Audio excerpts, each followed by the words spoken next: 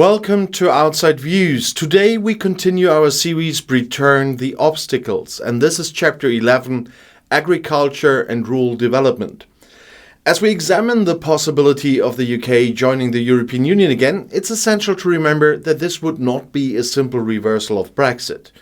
The UK would need to apply as a new candidate and undergo the rigorous EU accession process, adhering to all the requirements for membership. And today's focus is on Chapter 11 of the Acquis Communautaire, Agriculture and Rural Development. The European Union's agricultural policy is one of the most complex and far-reaching areas of regulation. The Common Agricultural Policy, or CAP, is designed to ensure food security, fair competition, rural development and environmental sustainability. It governs farm subsidies, market regulations and rural support programs across all EU member states. For the UK, joining the EU again would mean reintegrating into this extensive framework, aligning its agricultural policies with EU standards and ensuring compliance with CAP rules. Before Brexit, the UK was fully integrated into the CAP, benefiting from direct payments to farmers, rural development funds and access to the EU single market for agricultural products. However, the UK's departure from the EU led to the creation of a new domestic agricultural policy which diverges in significant ways from CAP. And this raises important questions. How difficult would it be for the UK to rejoin CAP? What would be the economic and political consequences? And what steps would the UK need to take to comply with EU agricultural rules? But let's start with the fundamental structures of CAP. The CAP is built on two pillars, the direct farm payments and rural development measures. The first pillar consists of financial support for farmers to ensure income stability and food production security. And these payments are distributed based on farm size, environmental conditions and compliance with EU standards. The second pillar focuses on rural development, providing funds for modernization, environmental protection and support for rural communities. One of the major challenges the UK would face in joining the EU again is the reintroduction of CAP subsidies.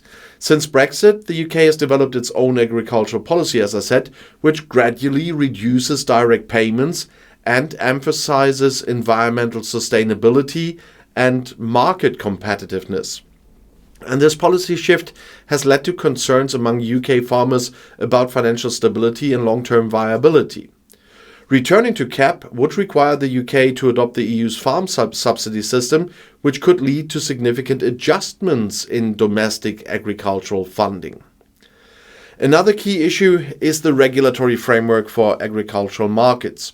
The EU operates a system of common market organizations, or CMOs, that regulate production, pricing and trade in agricultural goods.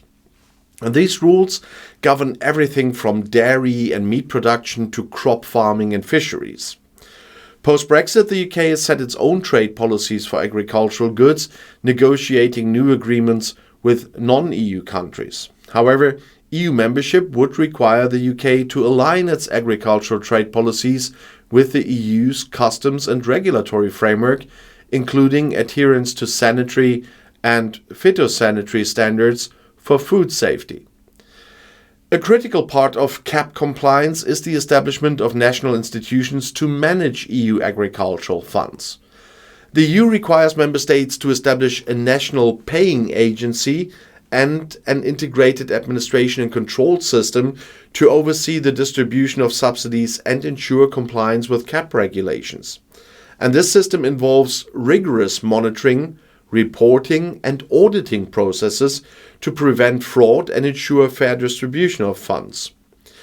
Rejoining CAP would require the UK to rebuild and integrate these administrative structures with EU oversight mechanisms.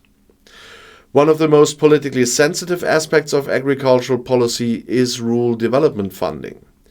CAP provides extensive financial support for rural communities, aiming to modernize farming practices, improve environmental sustainability, and support legal economies.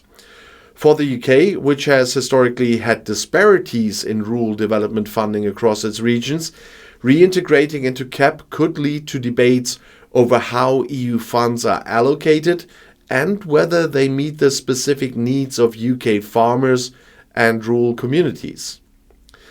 Environmental and sustainability standards would also pose a challenge. The EU has stringent requirements for sustainable farming, for biodiversity protection and climate-friendly agricultural practices. Post-Brexit, the UK has introduced its own environmental schemes focusing on sustainability and ecosystem services. Joining the EU again would require harmonization with EU agricultural environmental policies, which may require modifications to existing UK programs and investment in new sustainability initiatives. Another major factor is trade and market access. Before Brexit, the UK exported a significant portion of its agricultural products to the EU, and that without tariffs or trade barriers. Leaving the EU resulted in new trade frictions in border checks and regulatory barriers affecting UK farmers and food producers.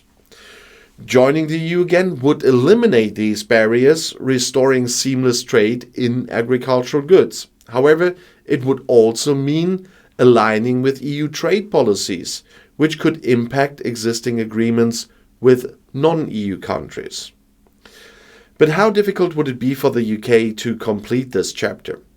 From a mere technical perspective, the UK already has a well-developed agricultural sector that meets high regulatory standards. However, reintroducing CAP would require substantial administrative adjustments, but also political negotiations and financial restructuring. The transition process would involve reintegrating UK farmers into EU subsidy programs, ensuring compliance with CAP rules, and establishing the necessary regulatory institutions. A key benefit of joining CAP again would be stability for UK farmers. Many farmers have faced uncertainty since Brexit due to changes in subsidy schemes and market access. Rejoining CAP would provide a predictable funding framework and restore access to EU agricultural markets, benefiting both producers and consumers. And additionally, it would allow UK farmers to participate in EU-wide sustainability initiatives and rural development programs. However, there are potential downsides.